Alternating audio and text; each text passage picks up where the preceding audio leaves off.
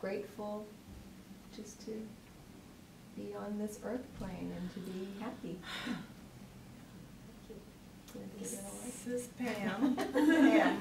Yep. Yep, this is Pam.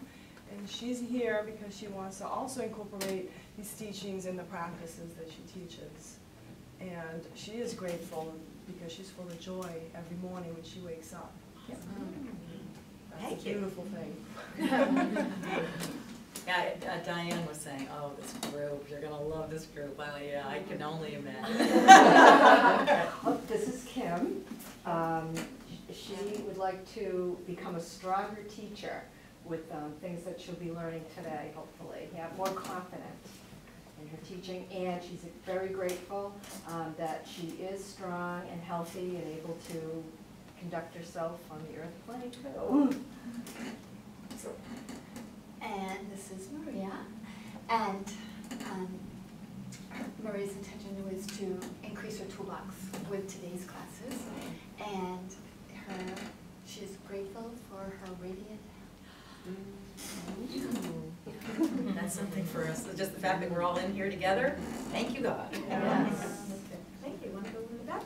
This is Lori, and she doesn't teach chair yoga right now, but she would like to at some point, so she wants to gain some knowledge about that, and she has a potential student who has some limited abilities that she's hoping maybe to grab, put, like you said, toolbox to help maybe with him.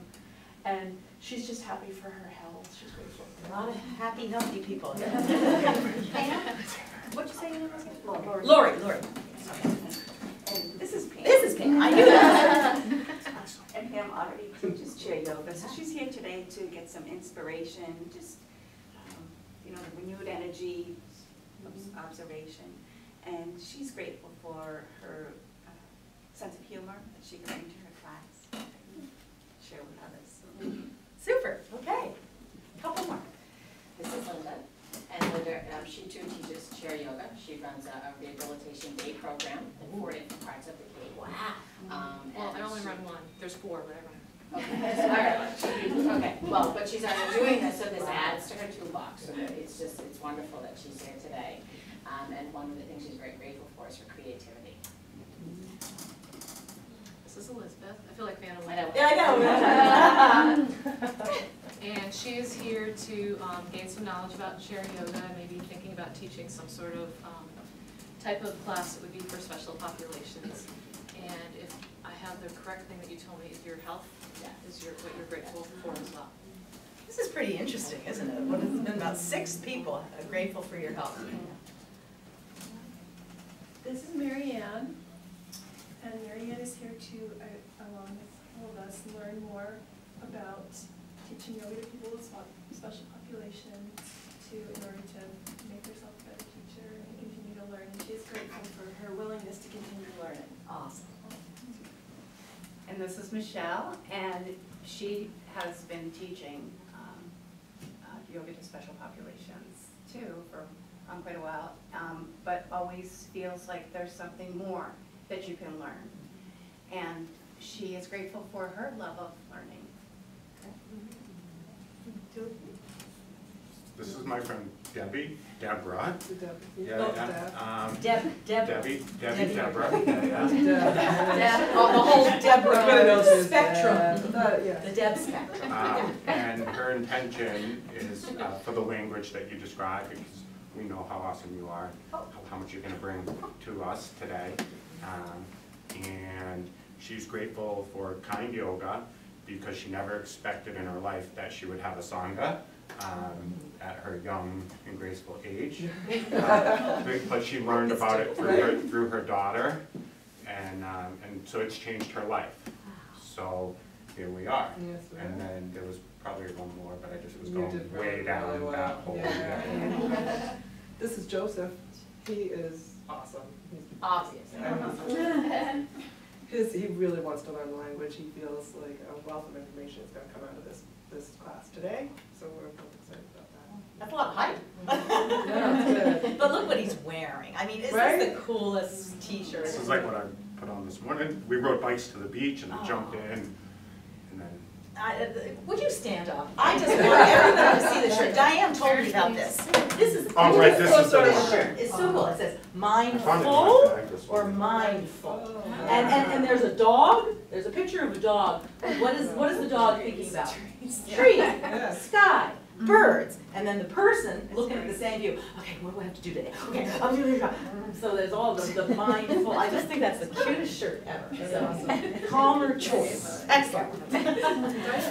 So Joseph, it's so Joseph and hello. Hello. Would you like to say? Here's what we've been doing. We've been actually having little partners saying what their partner's name is, their intention for this afternoon, and something about themselves that they're grateful for. So would you like to Well, share? I'm grateful to be here. I got involved in the bike race. Nice. I would have been here a little bit, quite a bit Maybe you should sooner. have ridden your bike. That would have been, that would have been, well, I'm here. I saw you during my teacher training back 5 years ago now. And so I was very excited to come. I teach chair yoga and I teach a class to special populations. So I'm very anxious to be here. So do you know some of the people? Yes, I do. You I know a lot of But people. probably not all. So would you like Yes. to tell your name to? I'm Kathy. Kathy. Okay, great. Oh, well, that was pretty interesting. I think it's really fun to hear, what everybody is really looking into, and also just taking a moment to find out what we're grateful for is a very special thing. So, as Diane said, my name is Nega, and I did live in a yoga ashram for 12 years, and had a Shakespearean background in theater before that. And what happened when the ashram ended was, I just kept doing the work that I began there.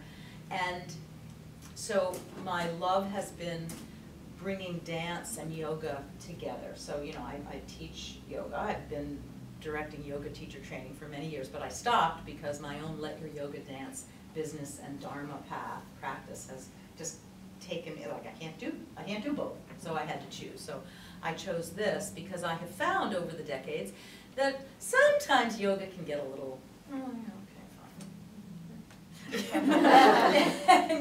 and also I have found that many classes, not all, but we're looking at people's backs a lot, and there isn't the soul, eye connection, heart connection with one another.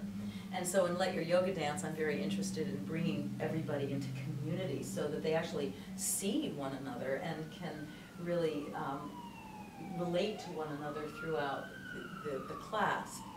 About 9 years ago, one of my students who would just come on Saturdays, and he was, was in his 70s, and he said, "Did you know I have Parkinson's?" I'm like, "No, I didn't know that you had Parkinson's." He said, "Yeah, I've had it for a few years. Luckily, it hasn't progressed very much."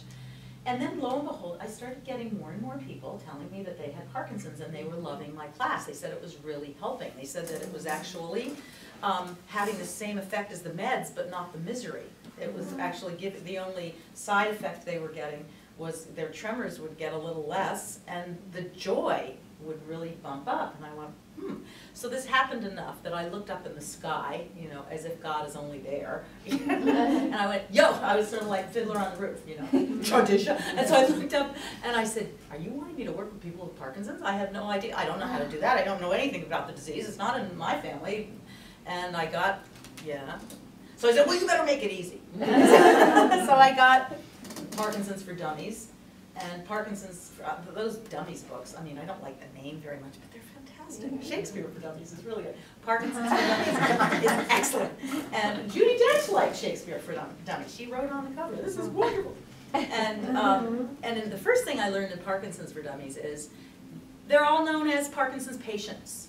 So stop calling them Parkinson's patients. And I thought, it's like PWP, people with Parkinson's. So now, lo and behold, after a little while of study and focusing on my students who had Parkinson's, I created Let Your Yoga Dance for Parkinson's. And I hooked up with the Mark Morris dance group down in Brooklyn, New York. They've been doing dance for Parkinson's for a while. But dancers don't know how to breathe. I know this because I was raised as one. And I think the yoga, joining the yoga and the breath is really essential. So I've been teaching Let Your Yoga Dance for Parkinson's in the Berkshires, and then I hooked up with the National Parkinson Foundation, and I've been going to different conferences. And then after a while I thought, you know, this would be really good for the elderly. I mean, there's no reason why they can't do what we're doing. And so then they came along, and then people with MS came, and then people with arthritis said, that looks like a really good class for me. And lo and behold, I thought, well, you know, as long as we just shift and change a few things, we can make this very accessible to most folks who are having issues in their tissues or issues in their body. People with MS get overheated. You know, they have to be really careful about too much heat, so, you know, they have to, you know, do things a little more calmly. But people, women who've had breast cancer surgery and they're, you know, overcoming effects of chemo, or you know, all of a sudden they, you know, that it's hard, it's impossible for them to raise their arm more than this. But if they're actually taking a class where we're doing what they can do, they might not be able to go like this, but maybe they can go like this. And if we move that body, keep the body moving no matter what is going on, I mean, the research is out now, you know. In fact, they're saying sitting is the new smoking. Interesting, isn't it? You know, that's pretty depressing thing, but, you know, everybody, you know, right underneath here, guess what is here? My little Fitbit. You know, gotta get my at least 10,000 steps in, and we're all lucky because we can do that.